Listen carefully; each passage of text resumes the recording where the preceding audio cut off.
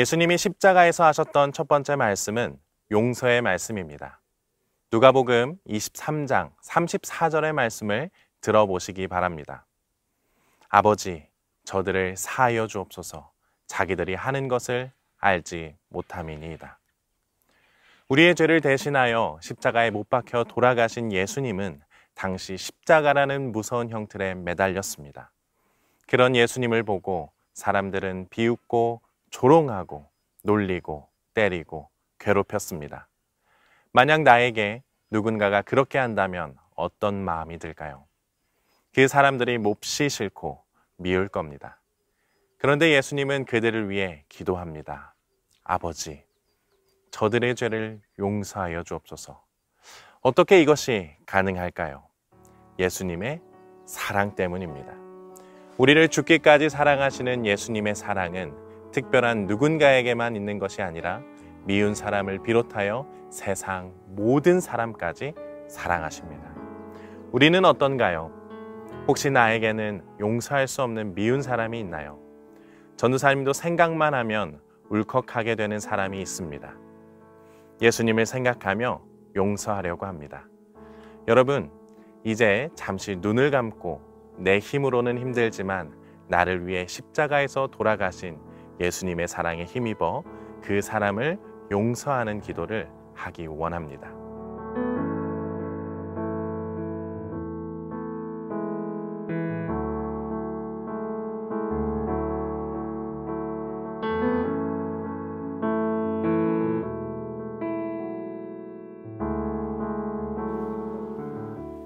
기도하겠습니다. 우리를 위하여 용서의 기도를 하신 예수님 때문에 우리는 죄에서 노임을 받아 하나님의 자녀가 되었습니다. 우리가 이 사랑을 기억하오니 우리를 미워하는 사람을 넉넉히 받아들일 수 있는 마음을 주세요. 예수님의 이름으로 기도드렸습니다. 아멘.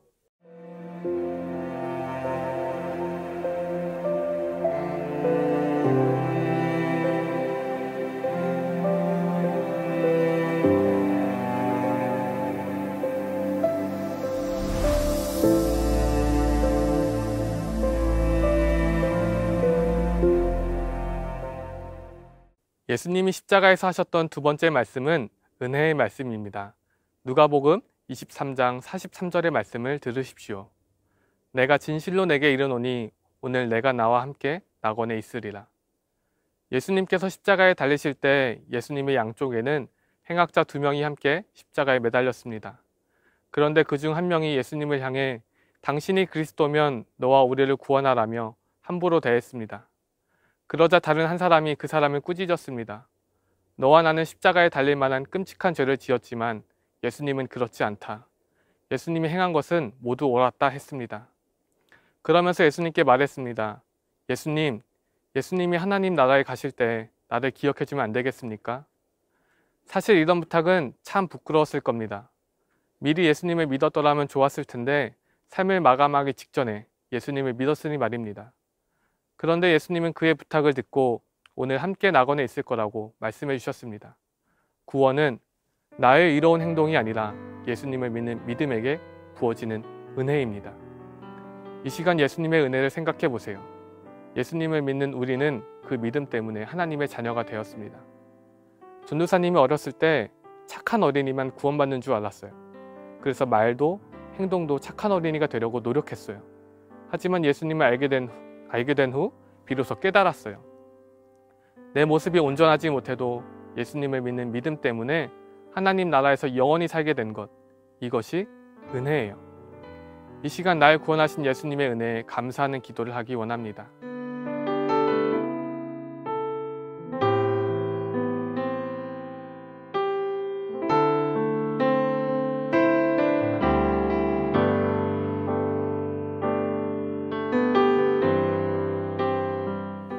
기도하겠습니다. 십자가의 고통 중에도 은혜를 구하는 자에게 은혜를 주신 예수님이 계셔서 지금 이 자리에 우리가 있습니다. 우리가 예수님을 기쁘시게 하지 못하지만 그럼에도 사랑한다 말씀하신 예수님 감사합니다. 우리가 이 은혜를 잊지 않고 살아갈 수 있도록 도와주세요. 예수님의 이름으로 기도했습니다. 아멘.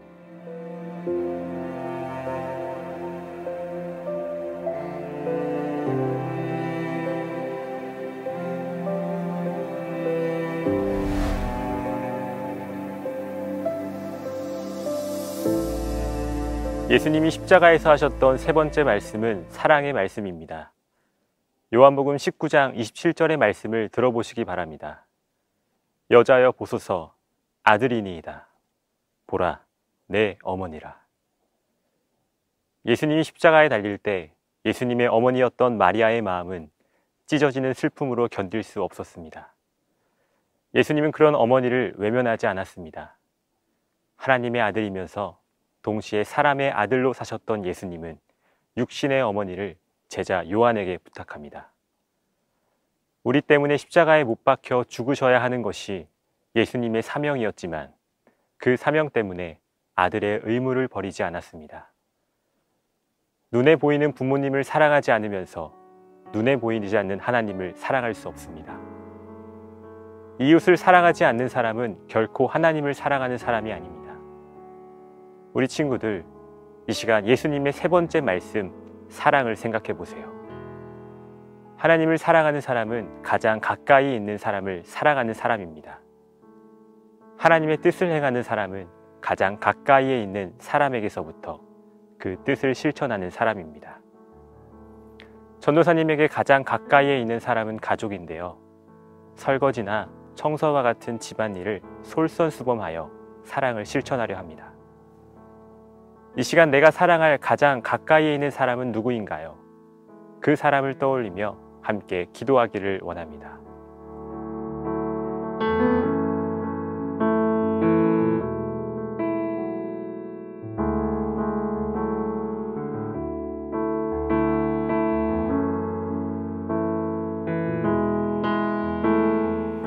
기도하겠습니다. 사랑하는 예수님, 십자가에서 육신의 어머니를 부탁했던 예수님을 보며 나의 모습을 생각해 봅니다.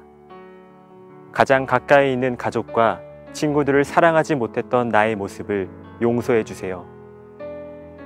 예수님처럼 하나님께도 그리고 내 곁에 두신 사람들에게도 사랑의 의무를 다하여 사는 자녀 되게 해주세요. 예수님의 이름으로 기도합니다. 아멘.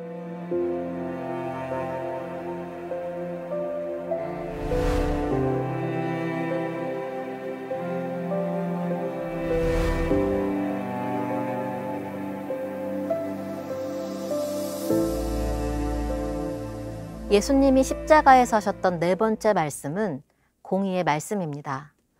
마태복음 27장 46절의 말씀을 들어보시기 바랍니다.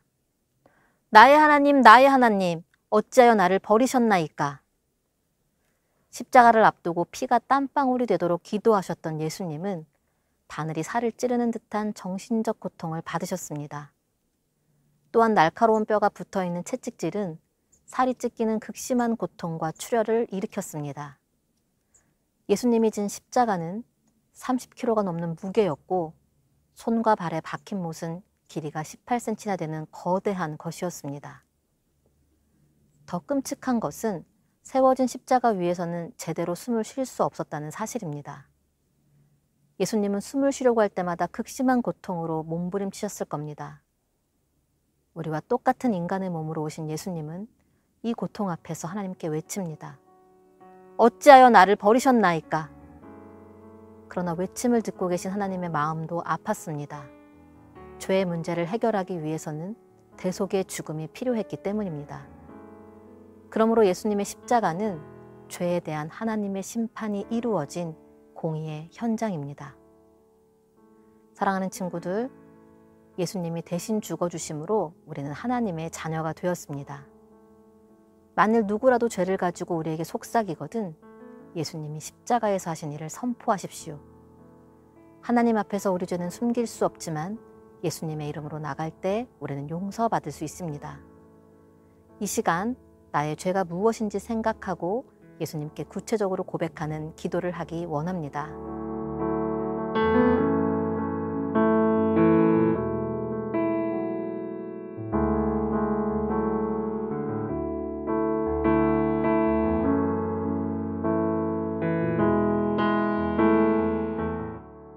기도하겠습니다. 예수님은 우리의 죄 때문에 십자가에서 죽으셨습니다. 우리의 죄는 십자가에서 해결되었습니다. 이 사랑을 어떻게 갚을 수 있을까요? 더 이상 죄의 자녀가 아닌 하나님의 자녀로 사는 것밖에 달리 도리가 없습니다. 이 놀라운 은혜가 우리의 삶에서 날마다 넘치게 하여 주세요. 예수님의 이름으로 기도합니다. 아멘.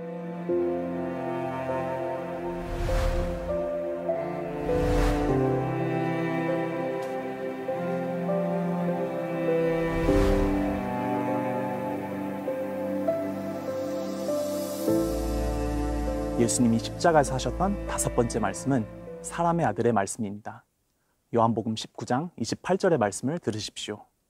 내가 목마르다. 하나님의 아들이신 예수님은 이 세상에 오셔서 사람의 아들로 살았습니다. 배고플 때는 밥을 먹어야 했고, 졸릴 때는 자야 했고, 슬플 때는 눈물이 났고, 기쁠 때는 웃었습니다. 이렇게 예수님은 우리와 똑같은 감정과 느낌을 갖고 계셨습니다. 그러니 십자가 위에서의 고통이 얼마나 힘들었을까요? 물과 피를 다 쏟고 나니 몸속에 있는 수분이 사라졌고 몹시도 목이 말랐을 겁니다. 내가 목마르다 말씀하신 예수님은 진정 사람이셨습니다. 이 시간 사람의 아들로 살아가셨던 예수님을 생각해 보세요. 전도사님이 만약 예수님이었다면, 하나님의 아들이었다면 사람으로 살지 못했을 것 같아요. 사람으로 사는 동안 힘들고 어려운 일들을 겪지 않으려고 더더욱 피했을 거예요. 그런데 예수님은 단 한 가지 이유로 그렇게 사셨습니다. 바로 우리를 사랑했기 때문입니다. 이 사랑에 감사하는 기도를 하기 원합니다.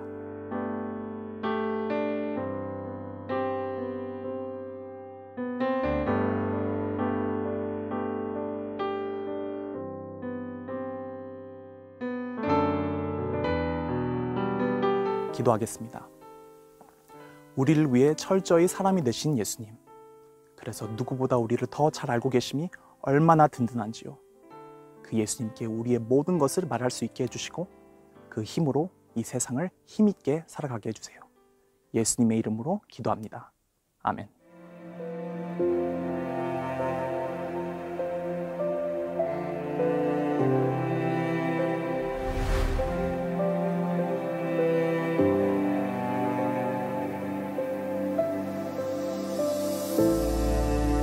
예수님이 십자가에서 하셨던 6번째 말씀은 순종의 말씀입니다.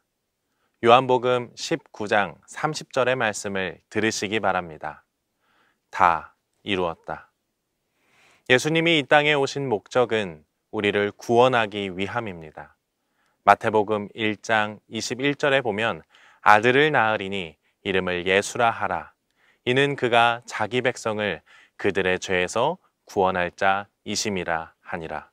기록되어 있습니다. 그리고 예수님은 이 목적을 다 이루셨습니다. 십자가의 고통이 무서워 도망가지 않았습니다. 사람들의 조롱이 싫어서 전능성을 보여주지도 않았습니다. 그저 묵묵히 십자가를 견디셨습니다. 왜냐하면 십자가에서 우리 대신 죽으셔야 했기 때문입니다. 이렇게 예수님은 하나님께 받은 당신의 사명을 끝까지 순종하셨습니다. 그리고 이러한 예수님의 순종으로 우리는 죄인에서 하나님의 자녀가 되는 권세를 받았습니다. 영접하는 자, 곧 그 이름을 믿는 자들에게는 하나님의 자녀가 되는 권세를 주셨으니 아멘. 이 시간 예수님의 순종을 생각해 보세요. 순종하신 예수님 때문에 우리는 하나님의 자녀가 되었습니다. 오늘 우리가 순종해야 할 하나님의 뜻은 무엇인가요? 가장 작은 것부터 시작할 나의 순종인 무엇인지를 생각하며 함께 기도하기를 원합니다.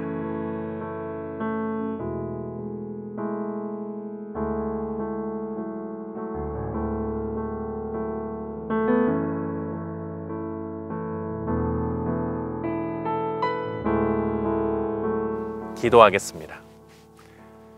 우리를 구원하시기 위하여 끝까지 순종하신 예수님 감사합니다. 예수님의 순종 때문에 오늘 내가 하나님의 자녀가 되었습니다. 나도 예수님을 닮아 순종하는 하나님의 자녀가 되게 하시고 그 순종을 통하여 놀라운 일을 이루어가는 존귀한 자가 되게 해주세요. 예수님의 이름으로 기도합니다. 아멘.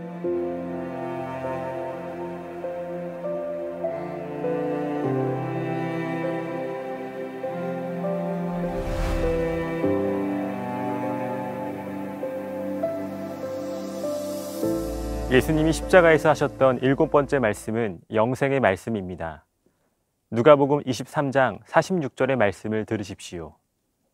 아버지, 내 영혼을 아버지 손에 부탁하나이다. 하나님의 아들이셨던 예수님은 당신의 사명을 다 이루시고 죽었을 때 겁내지 않았습니다. 왜냐하면 죽음 이후에 다시 하나님 품으로 갈 수 있었기 때문입니다. 예수님을 믿는 우리도 죽음을 두려워하지 않을 수 있는 것은 우리도 하나님께 갈 수 있기 때문입니다.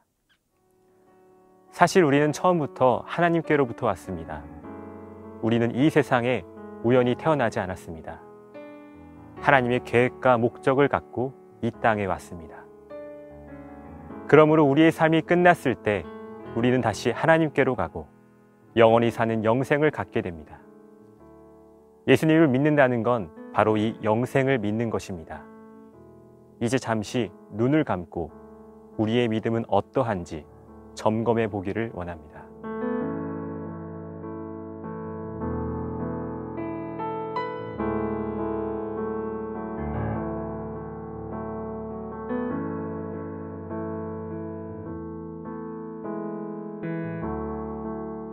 기도하겠습니다.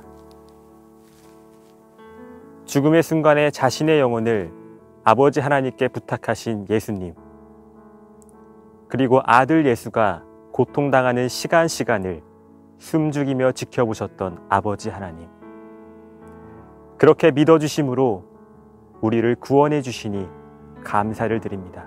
우리도 예수님의 십자가 앞에 우리의 믿음을 점검합니다. 끝까지 믿음을 포기하지 않게 하시고 그 믿음으로 영생을 누리게 하여 주세요. 예수님의 이름으로 기도합니다. 아멘.